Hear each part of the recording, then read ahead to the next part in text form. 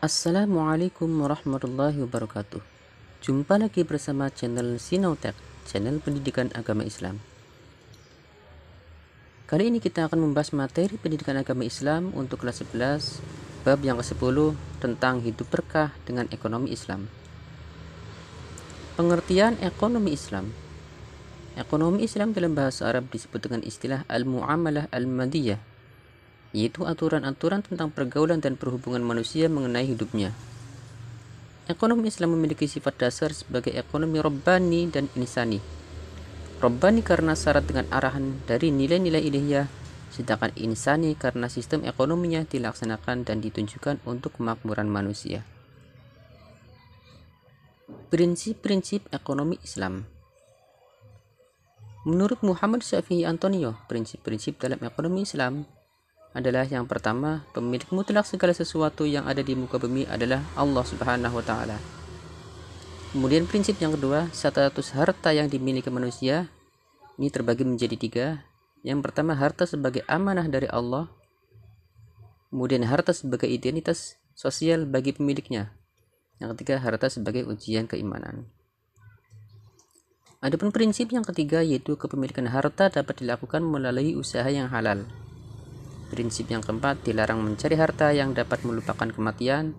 Dan prinsip yang kelima, dilarang menempuh usaha yang diharamkan. Pembahasan dalam ekonomi Islam. Yang pertama yaitu jual beli. Yang kedua khiyar. Ketiga utang piutang. Keempat riba. Kelima sewa menyewa. Keenam syirkah. Ketujuh perbankan syariah. Dan yang kedelapan asuransi syariah. Kita akan membahas satu persatu. Yang pertama, jual beli. Jual beli dalam bahasa Arab disebut dengan al-bai', yang artinya memberikan barang dan mengambil harga nilai atau menjual. Dengan kata lain, jual beli merupakan tukar menukar sesuatu dengan sesuatu berdasarkan keridhaan antara keduanya. Sedangkan secara syara', jual beli adalah memindahkan hak milik dengan hak milik lain berdasarkan persetujuan dan hitungan materi. Dalil naqli jual beli. Bismillahirrahmanirrahim. Wa ahallallahil bai'a wa harramar riba. Artinya, dan Allah telah menghalalkan jual beli dan mengharamkan riba. Kemudian ada sebuah hadis an Rifa'ati bin Rafi'in anna Nabi sallallahu alaihi wasallam su'ila ayyul kasabi atyabu qala amalur rajuli biyadihi wa kullu bay'in mabrurin. Rawahul Bazar wa sahahahu al-Hakim. Artinya, dari Rifa'ah bin Rafi radhiyallahu an berkata bahwa Nabi Muhammad sallallahu alaihi wasallam ditanya tentang usaha yang bagaimana dipandang baik. Nabi menjawab, pekerjaan seseorang dengan tangannya dan setiap perdagangan yang bersih dari penipuan dan hal-hal yang diharamkan. Rukun jual beli. Yang pertama, harus ada penjual dan ada pembeli. Adapun syarat penjual dan pembeli yaitu berakal, memiliki kemampuan memilih, dan atas kehendak sendiri. Yang kedua yaitu barang yang dijual.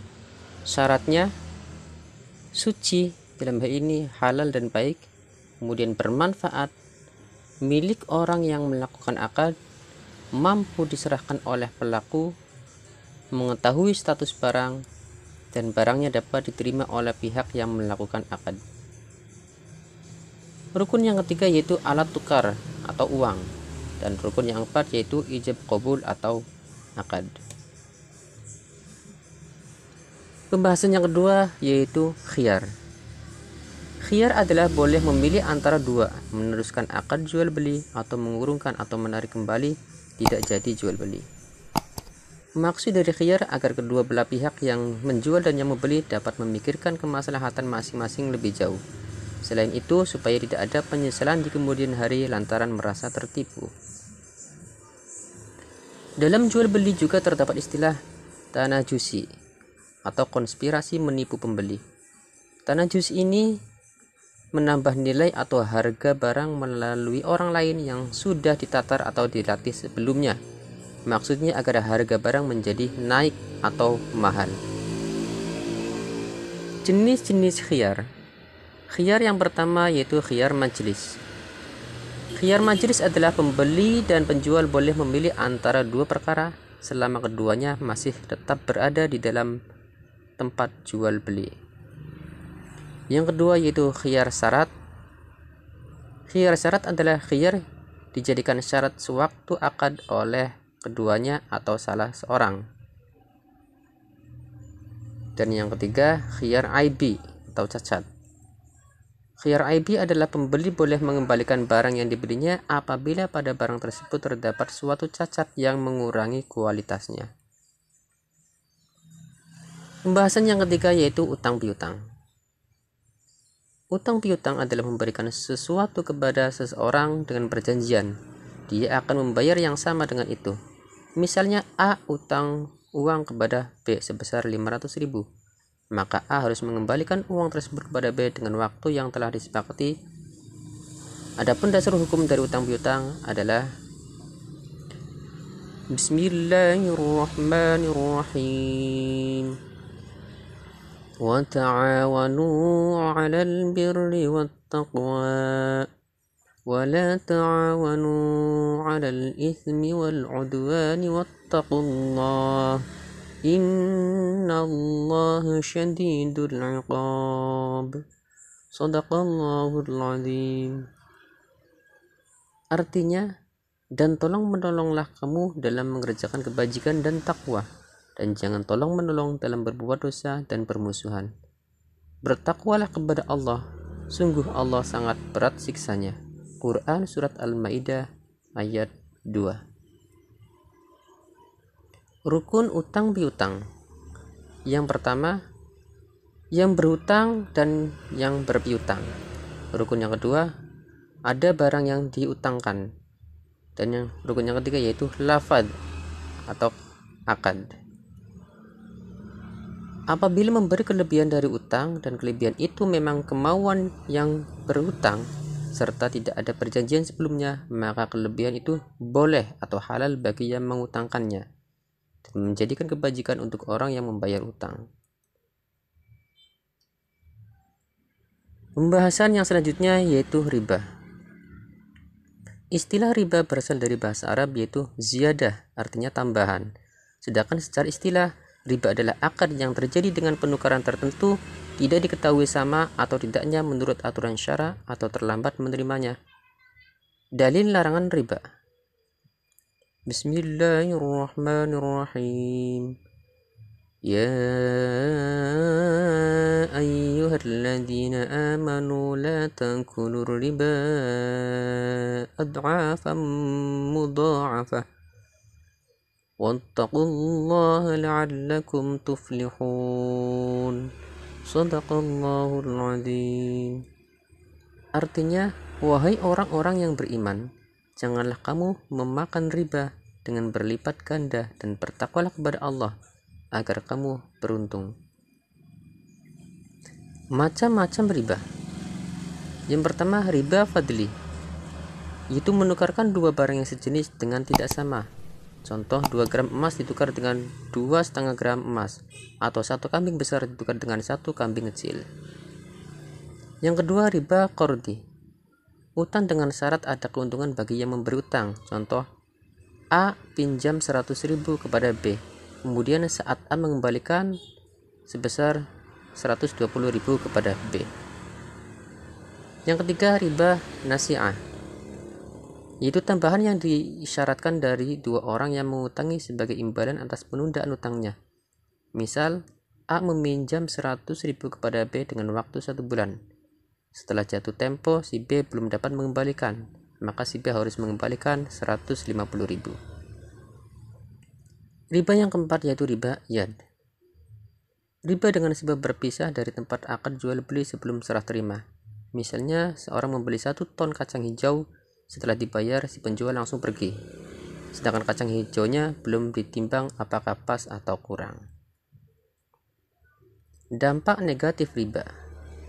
Riba dalam kehidupan sehari-hari mempunyai dampak negatif. Yang pertama, menciptakan dan mempertajam jurang pemisah antara orang kaya dan orang miskin.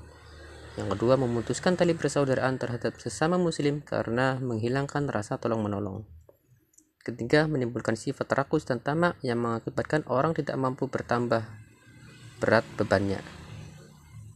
Dan yang keempat, menimbulkan eksploitasi oleh pemegang modal besar atau orang kaya kepada orang yang terdesak ekonominya. Selanjutnya, sewa menyewa. Dalam kajian Islam, sewa menyewa disebut dengan istilah ijarah. Secara bahasa, ijarah berasal dari kata ajru yang berarti pengganti. Sedangkan secara istilah, ijarah adalah akad atas manfaat yang dimaksud lagi diketahui dengan tukaran sesuai dengan kesepakatan. Rukun-rukun ijarah atau sewa menyewa. Yang pertama, harus ada muajir atau pemilik yang menyewakan. Kemudian mustajir, pihak yang menyewa. Antara muajir dan mustajir harus memenuhi beberapa syarat, yaitu berakal, baligh atas kehendak sendiri dan bukan dipaksa, dan keduanya tidak bersifat mubadir. Rukun yang ketiga ada ma'jur, barang yang disewakan. Yang keempat, ujroh atau imbalan atau uang sewa. Dan yang kelima, harus ada akad atau ijab kabul, serta yang keenam, barang tersebut harus memiliki manfaat. Syarat sahnya sewa. Yang pertama, kedua belah pihak itu rela. Apabila ada salah satu pihak yang dipaksa untuk melakukan akad, maka akadnya tidak sah. Yang kedua, mengetahui manfaat barang tersebut dengan jelas guna mencegah terjadinya fitnah.